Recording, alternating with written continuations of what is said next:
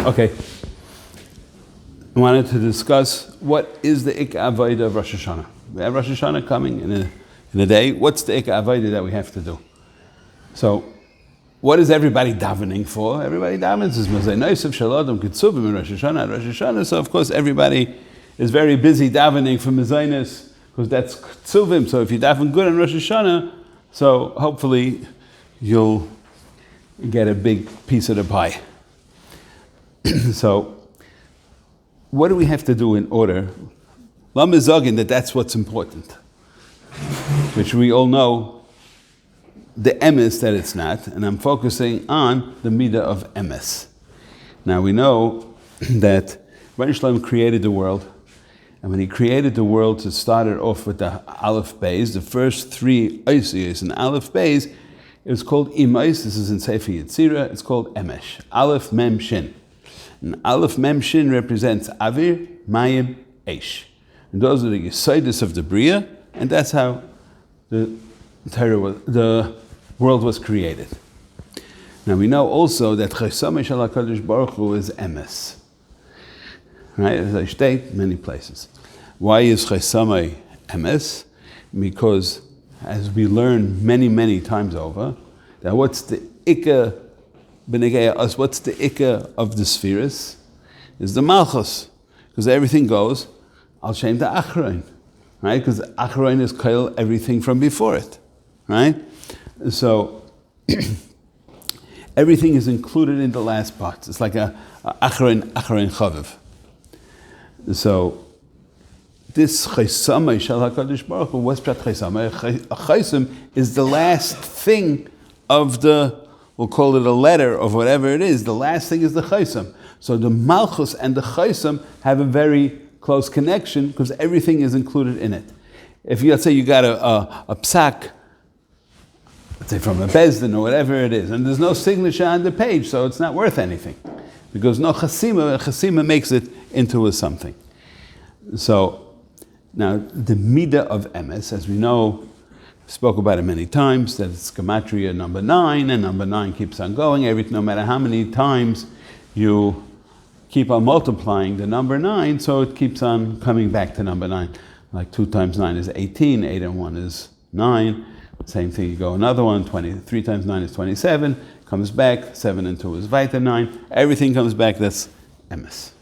Now we know also there's a Gemara that says that when they listened into the earth, they heard, there's a Gemara talks to the mice in the Gemara, I don't remember the exact detail, but that they listened to the ground, they heard Karach Abanav singing Moshe Emes, V'Seirasei Emes.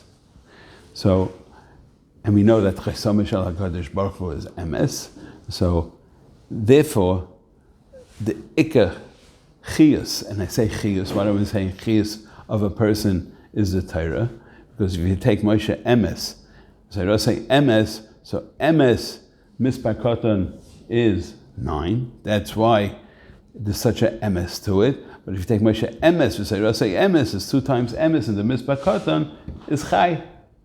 9 and 9 is Chai. So that's the Chiyus is always coming from the Emes. And where does that come from? It's Moshe Emes, V'Seirasei Emes. Now, Rebbeinu Shalom, when he created the world, he created something for us to do. It wasn't a mushlam.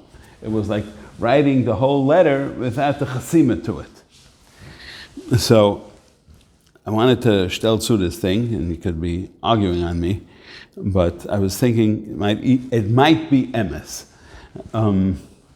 That we know that the Maisa Bereshis was emesh, Aleph Mem Shin, which that represented 3 of the Yesodis. But the chasima wasn't there until Adam came, right? Till the Rebbeinu Shalom came and created Adam, and Adam was the end of Maisa Bereshis because he was created Friday afternoon, right?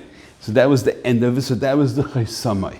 That was the Chaysim of the Maisa Bereshis. The Chaysim of the Maisa Bereshis was Emes. So it went from the beginning of Maisa Bereshis, from Aleph Mem Shin, and it went to one step more to the Aleph Mem Taf, because the Emes represented the end.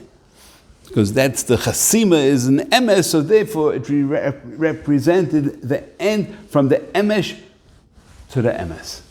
In other words, the Emes is going forward, And if you look at the surah of a taf, he sticks its leg out and bottom. There's a siman that from there you move onward. And what's really emes? We say Moshe emes, Sarasei emes. Emes is la'asud lavai. Emes is Hayalma is Alma de Shikra, as everybody knows. So what's the avodah that we have to do for Rosh Hashanah? Now we're starting a new year, a new thing. What's the avodah? So the avodah, I mean, there's many avodas, obviously, but the ik avodah is emes, because you see, you live in a Zah, Alma de Shikra, everything that you see is also sheker. The guy has a fancy house because he wants to show that he's rich, and it's an empty keli. So us tigers say, a big fancy house. It's sheker. You want to see emes? You walk into a base medrash. You see people learning, that's an emes. So the ikka is what's in the emes to work on. The emes to work on is that there's two emeses. First, we don't lie to people, we don't show off, we don't have gaiva. That's all emes and chanifa, and that's all ilam hasheker. And the ikka kol ikrim is that we shouldn't lie to ourselves.